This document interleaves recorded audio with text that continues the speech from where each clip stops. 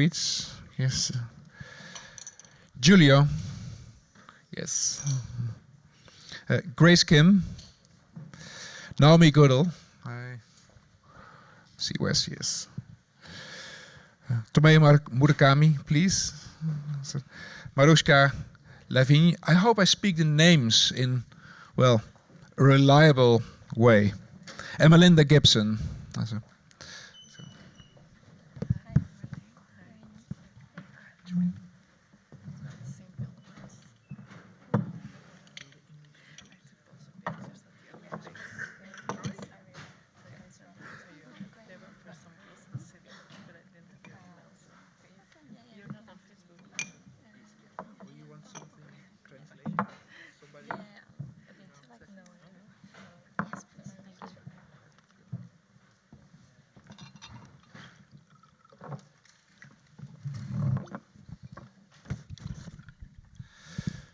So welcome. Different table setting, but the same procedure. Starting, I want to say starting with Marlene Sleowicz, but looks different. Grace Kim, yeah, my list is wrong. Never mind. Hi, Grace.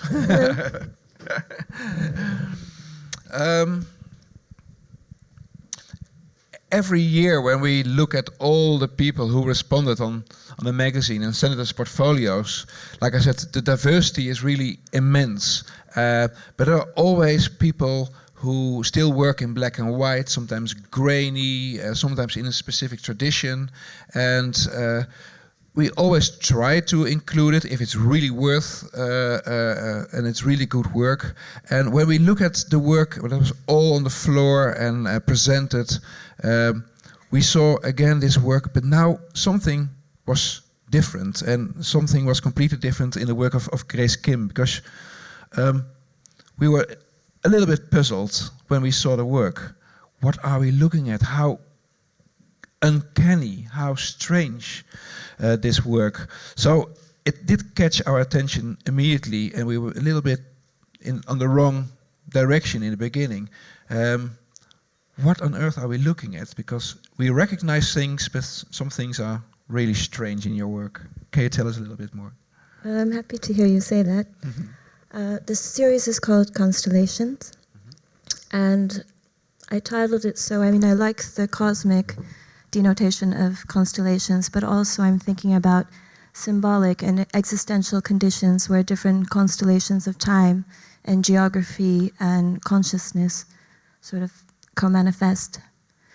So I like playing with vertical space and horizontal space and physical space and metaphysical space and merging them together. With a very, like I said, strange outcome. So this is really multi-layered, it's double exposure. Well, actually, I'm using all digital technology. So this is composed of 3 different photographs, but I use Photoshop. Always. Do you take those photographs yourself, or is it just a collage of already existing material? I would say 95% comes from photographs that I photograph myself. In this case, I sourced the image. It's an image of a swimmer.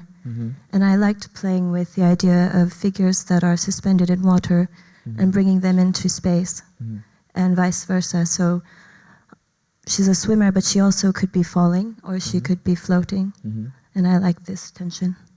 There's a tension between gravity pull and uplift motion, like the birds and the railway we saw in the beginning. Yes. Is there a relationship between those vertical and horizontal movements and what you briefly said about also metaphysical space? Because metaphysical space is always something difficult and complex. Can you tell us a little bit more about what you actually meant with metaphysical space? What attracts me to photography in general is that it's very much related to the way that we see. And what always attracted me personally was a reflection of the way that not only the way I see, but the way that I experience reality, and from a philosophical point of view especially. So I like to play with the idea of what is not seen, and also the way that we remember and the way that we construct our own kind of illusions that perhaps have some more truth to them because they belong to us. Mhm. So, I mean, for me, all of these images are very personal. So in a way, these are mental projections that Yes. somehow represent a part of you. Yes, and also in a way like a visual diary, Mhm. because I can remember, I mean, those are pyramids from when I went to Egypt, and this is a landscape from Romania where I went for a meditation retreat, and those lights are from the plane landing in Berlin. Mhm. So it's also a merging of different times and places Yes. into a singular image. Yes, exactly.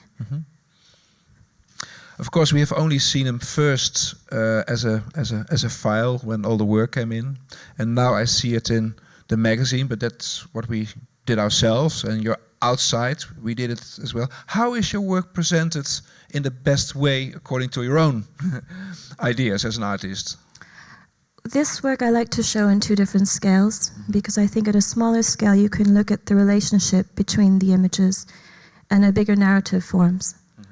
And then I would also show them at a larger scale, but always I would frame them in a more classical way, because I like bringing them back to their photographic origin, and also playing with the idea of this classical idea of black and white photography, where upon closer observation it's really not so, and actually I'm doing a lot of manipulation. So. Thank you for sharing us. Naomi Gödel. Yes, right name at the right spot. Thank you. You saved me for too much embarrassment. Also in your work there is some merging of different kinds of imagery. Can you tell us a little bit more about what we actually see? Yeah, sure. So actually this, it's a selection of 2 different series. So the first series is called Les Amants, the lovers, and which I did a few years ago. And I decided at this point to work between on the marriage between the man-made and the organic. And it was throughout the series I tried to sort of mix devices on how each picture is very different from one to another. And I was trying to see how they could, both elements could sort of marry each other or espouse each other, but at the same time fight. Also because of the clash of the materials. And what I try to do in my series in general is to sort of offer a few different understandings and different possible readings to the images. And Les Amants is also for me in all the images, like for example there is one coming up after called Cascade, where there are obvious sort of environmental question raised in all the pictures, but it's also on the other side this could be the sort of the bed sheets of the lovers left, and the other one the previous one could also be a sort of it's actually a fishing net, so it's very raw plastic material, but when I saw it on the beach it reminded me of this kind of disintegrated wedding dress, and so I tried to sort of play with all those possible and understanding, readings. Sorry. And then the second series is so it's basically it's a new series called Haven Her Body Was, where I worked on a few on isolated and remote spaces. So the idea of what is a remote space. And I had a sort of 3 chapters in mind, caves, islands, and nests. And I tried to sort of study. It was, for me, this series is almost like a research. So I started with the caves. So I traveled in many different places and see how, what is the experience of being surrounded into something, like almost being in the womb of the earth. And it's combined, of course, with this very outspoken interiors. You almost integrated that isolated part of the world into another isolated part, but not a natural, but a more man-made world. Exactly. Yeah. In all of the works, there is well, especially with the backdrops, to take, because I use a few different, I call them devices, I'm not sure it's, but so I use the backdrops, very, very large, so images that I take myself and I print on A3 papers that If you can go back to the former one. Yeah, maybe if we go after, there may be, yeah, this one. This one is actually part of the first series, but that'll do. And so it's so yeah, they are A3s, and basically and stick together, and they're about 4 meters large. And I've always find a place to sort of my intention at that point was to extend, to sort of offer a new perspective to a space, and also again with this confrontation between the man-made and the organic. And for me, those backdrops were almost like fictions, like stories. There is a so-called real space around it. It's almost like us here, and if I tell you a story, it's a fiction, you know it's a story, but therefore you will still enter it, you will still believe in imagining. And that's, for me, that's what the backdrop does. Sorry. Am I right to conclude that duality is very important in your work? The first series called Les Amants, well, lovers are almost always two. Yeah.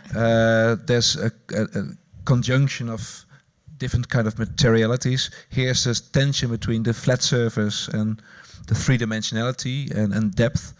Is this something that you are consciously playing with those opposites almost? Yeah, exactly. And also in the new series, there is the presence of the water that is almost in every picture. And it was actually really interesting to see how for islands and the caves, it's the water plays quite an interesting role, because it at the same time it links everything. It links mainland to an island, but at the same time it separates everything.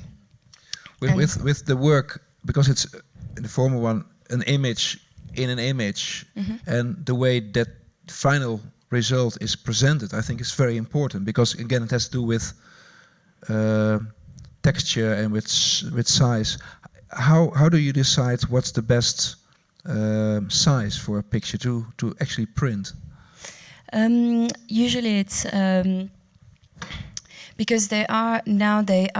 I used to work with people. I mean, a long time ago, had people in my pictures, and now I decided that the viewer should be the protagonist in a way. So that's why I usually print them quite big, so you really have the space to enter.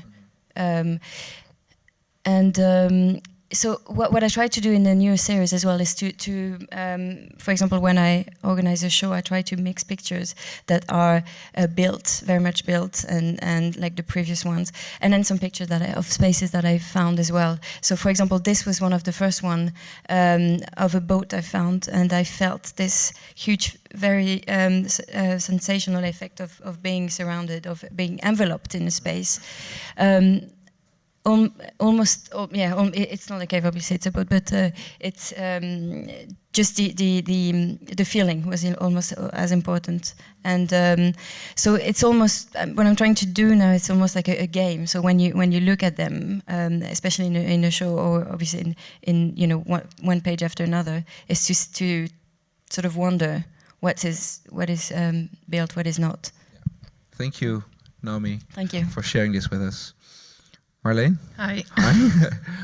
Some ingredients almost that Naomi uses in her work, questioning what is built, what is not built, playing with scale, playing with interior, exterior, positive and negative. These are ingredients, elements that are also very important in your work, I guess. Yes, there's a big overlap, I think. Yeah. Especially when you talked about scale. For me, that's really important. Also the scale of the work and how you can enter it as a viewer. Because if we go to this picture, can you tell us a little bit about the naissance, the way this work was created? Sometimes it's difficult to reveal all the methods, because perhaps you take away a little bit of the magic of the work, but nonetheless, okay. It can be quite informative. Maybe start with telling something about my older work, because for a lot of time I used to take photos of interiors, existing interiors, and I changed them in the computer. And Okay, please hold the microphone because it's live streamed. Otherwise, people won't Okay, hear it outside of this. And this is actually the first work. I rented a desolated office building, and I started building my own interiors. And I was really new way of working for me, because normally I was going out and looking for places, and now I started building. And I started this one with making the space completely white. Like I start with a white canvas, and then I made a space in the space with black tape. So for me, it's important that you don't. It's hard to figure out what are you actually looking at. Is this an existing space? Is there a space in a space? Is this a drawing?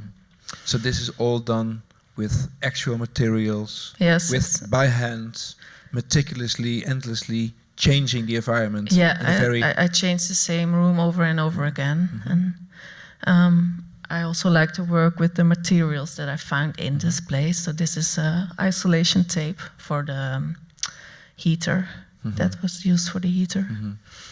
So it's all about also transformation of interiors. Transformation and how do you perceive space. I'm really interested in spaces that are a bit behind your perception, that you enter every day, but that you don't really see, that you don't really notice.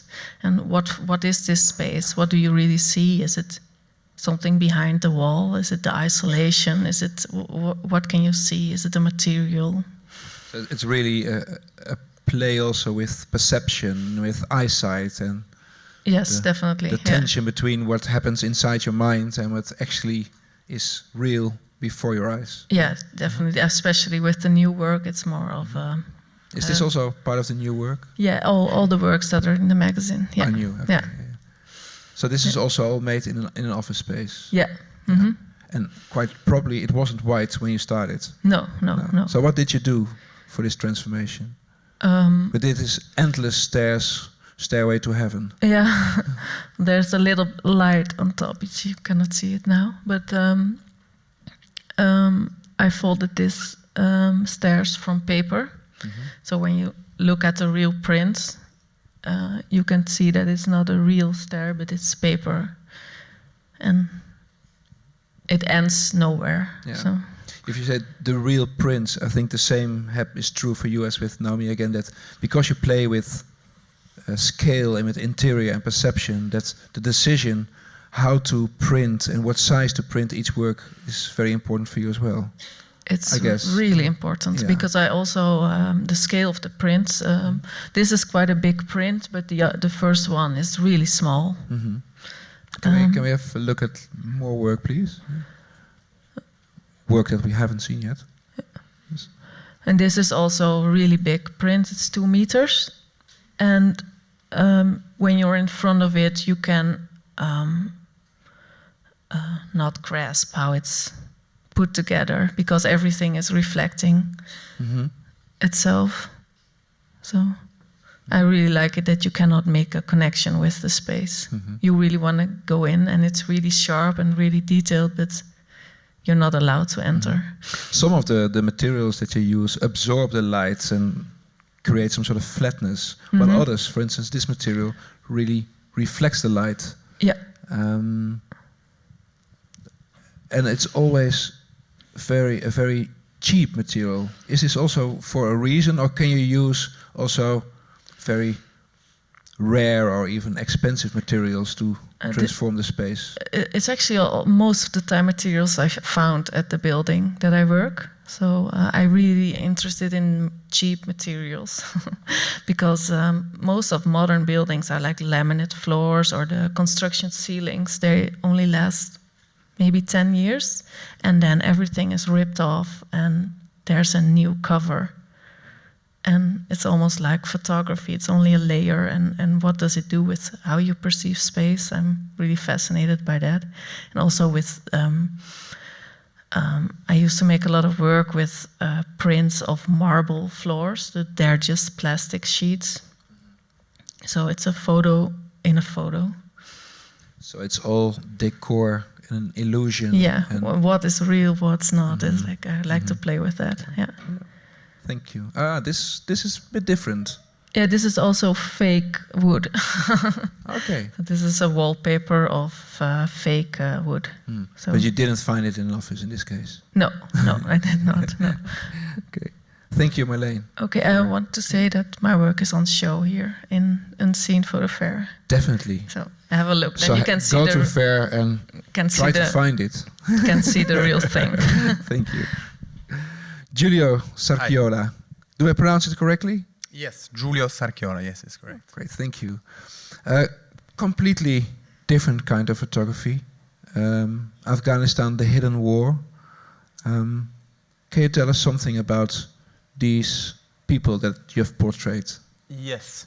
In fact, this work is born because I was invited to a media tour in Afghanistan from the Italian army with other 10 journalists, more or less. And during this media tour, the army was showing us all very reconstructions activities or Afghan troops training activities.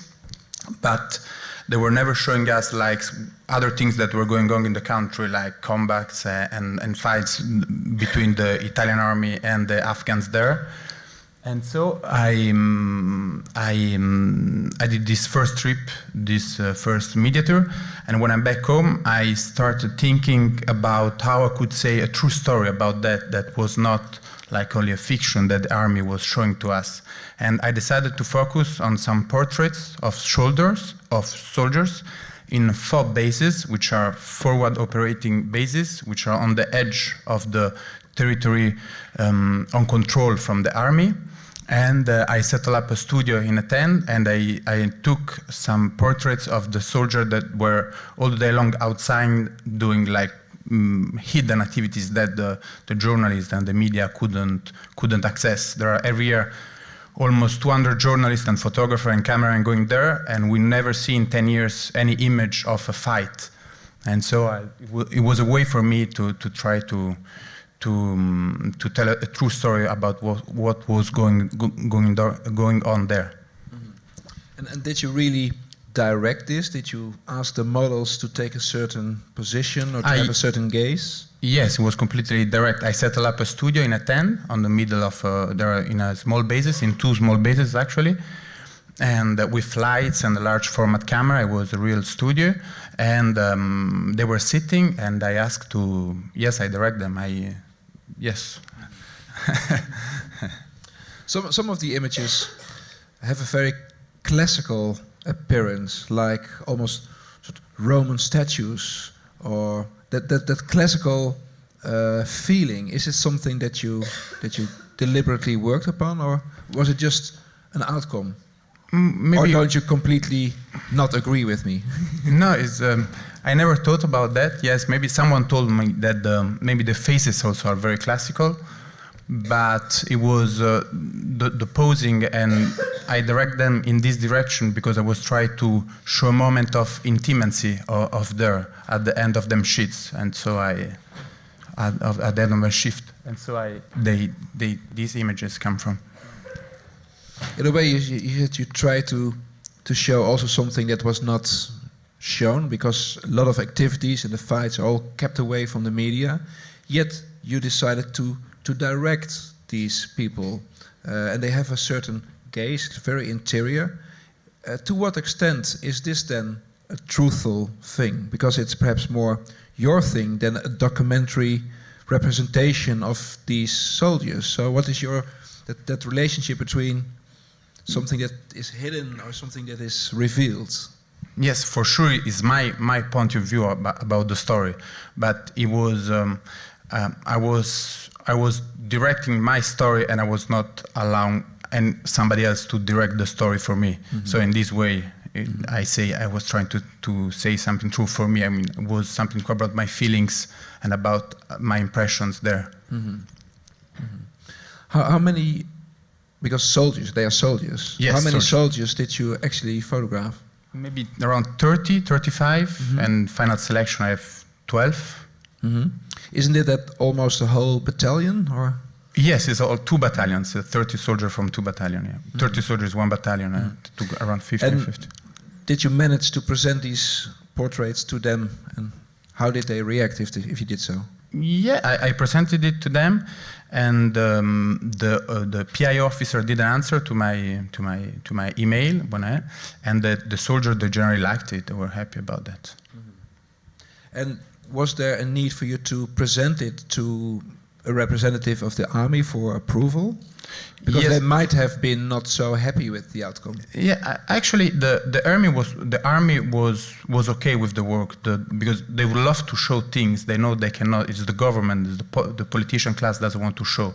So the army was okay with this kind of images, and they gave me the authorization before to shoot it. Okay, thank you. Welcome, Giulio. It's really a miracle that from all these portfolios from all over the world, and almost everybody is here, that we can have this discussion because everybody speaks perfectly English. Toby Murakami, thank you for coming over. Yeah, thank you.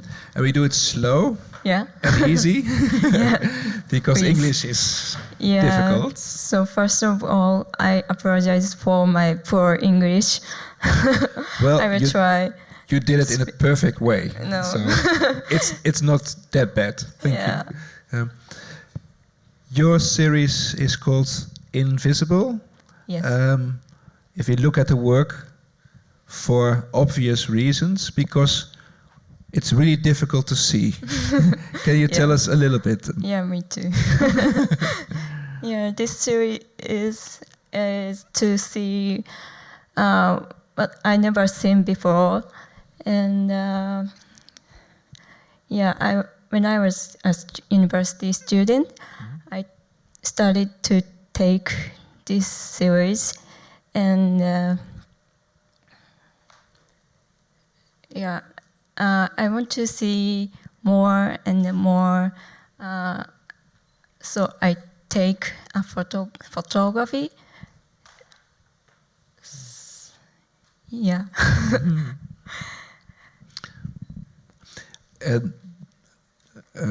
Tommy, the white, is this natural light, or did you make it white afterwards in the dark room or on the computer, or is this reality? White. Yeah. After when? Mm-hmm. After I change, Yes. like white print. Mm-hmm. I decided this like this in dark room or in the monitor. Mm-hmm. It's a little bit difficult to the real thing. Mm-hmm. And And the I can see more clearly, but I want to a little bit change, a little bit figure scene in the print. yes. Yeah. Yes. And for instance, how large is the print? Is it really big? Or? Yeah. Huh? The print is a little bit larger, large print, maybe 80 by 100. Yeah, 85 by 100. Okay, yeah, thank you. And for how long did you work on this series? And maybe over 10 years. Yeah, and if I want to see more, I need translate. Yes. Yeah. Perhaps we can find one. Otherwise, we go to Marushka. Is it okay? Yeah. Yeah. Okay, we go to Marushka. I'm Thank sorry. you. Now you tried your best. We couldn't find a Japanese translator this soon. Thank you. Thank you, Tommy. I'm sorry. It's okay. It's okay. Marushka. Yes. The Syria Islands. I wasn't aware it was an island, and I think perhaps it doesn't even matter. But it's Iceland. Ah, and it's look at this. Iceland in Icelandic. Aha. Yeah. So here it is. You shot this wonderful, almost surreal scenes in Iceland, which is an island, by the way. But can you tell us a little bit about the naissance of this work? How you started this project in Iceland? Yeah, I did it for school, for my master's, and I didn't know what I should do. But I did a lot of different things in my bachelor, like documentary, and we had to think about photography a lot. So I thought I had to take a trip and just do what I liked in the first time and just make pictures of things I was attracted by. So that's what I did in the series, and just like the little things that intrigued me, and I just took a picture of it. And were you intrigued by Iceland specifically? I am intrigued by Iceland because of the colors and because of the snow. Everything's more like vivid and more graphic in a way, and that's why I wanted to go there. Mm-hmm. Because originally you're from which Belgium. country? From Belgium. Okay. Yeah. Yes. Okay. The work, because of that light, that has a specific, almost surreal quality, as if all the things are just as real and concrete as they are unreal, like almost a dreamy quality. And it also has a cinematographic feeling for me. Does cinema influence you? It surely does, but I think it's not on a conscience level. It's more like I look at a lot of movies and I think like those images kind of stick with me, or like. But when I was in Iceland, I looked at a lot of David Lynch movies, so maybe that has something to do with it as well. There is a certain eeriness in your. For instance, this has a outspoken cinematographic feeling. It's almost like a still of a movie. Yeah. Quite different from the former ones. Mm-hmm. Why did you decide to make this picture? Because it has an influence also on how you experience the other works. Well, actually, I went for 4 months in springtime and for 1 month in winter. And I went back in winter because I was really fascinated by the light in springtime, and I wanted to see how it was like in wintertime. And this picture I took because I was driving myself a lot of the time, and I was always like feeling the light on my face as well. So it was like I tried to. This is kind of a self-portrait with another person. We show some more pictures. This is, I think, a perfect example of that very strange light. Is this all natural light? Yeah, it's all natural light. Mm-hmm. Yeah, I think maybe because it was my first big trip alone as well, so I was I felt like a tiny girl in a big strange country, and then in combination with the Lynch movies, I think I felt like in a really weird place. Natural light with, I think, artificial light from the light posts, this is light pollution reflected on the snow. Yeah. It's a beautiful one as well. Do you have certain ideas, or perhaps already quite clear project on how you want to present this body of work? Do you work towards a book or an exhibition? How do you want to present the whole body of work?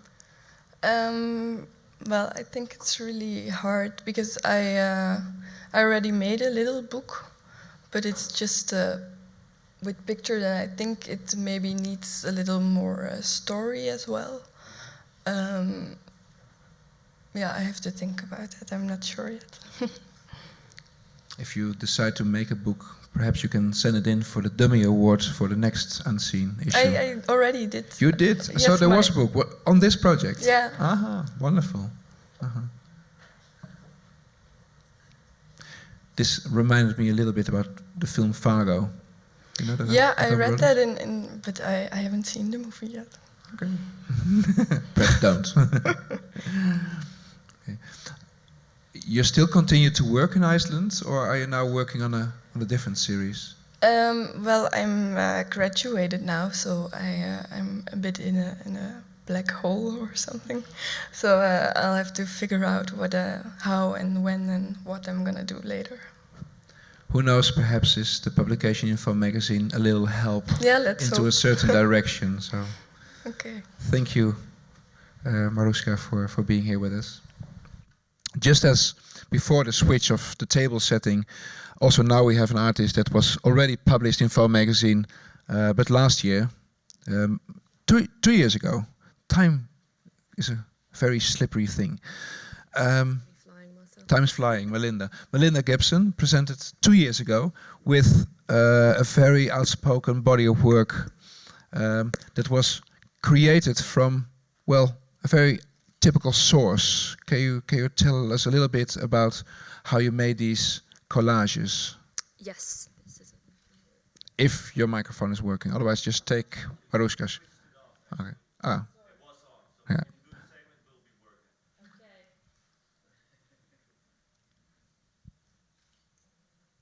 Yes. No? Take the other one.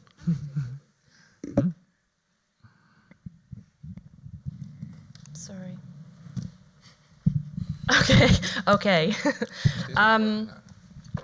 Basically, this body of work came out of the seminal text that Charlotte Cotton put together 10 years ago, called The Photographs Contemporary Art. And each image is is a trio of images which are taken directly from the source material, the book itself, and they're recollaged as one together. So what you have and what you see is a collection of photo montages and then also texts from the book itself that are the images removed and put together as one. What you kind of get through the text pieces is a kind of like a Dadaist approach, quite surrealist, where the same words that describe photography are kind of repeated. So when you put together 3 different pieces of paper together, they overlay and often explain completely 3 different images, but it actually makes sense. Mm-hmm. There's 33 pieces in the series, and each one has their text relating as well, so there's 66 altogether. Mm-hmm. So these collages are made up from the illustrations, the visual material inside Charlotte Cotton's book? Exactly. Yeah. Why that book? For me, the concept from the work is basically kind of a frustration towards kind of canonical images that you see all the time. Mm-hmm. I've always found it kind of a little bit frustrating when you go to exhibitions and you kind of see images of appropriated material, which is kind of a new take, but like a Martin Parr or Nan Golding. So I was kind of wondering, and the project's more like an investigation into whether there's these kind of books which help to dispel that or actually reinforce those kind of concepts.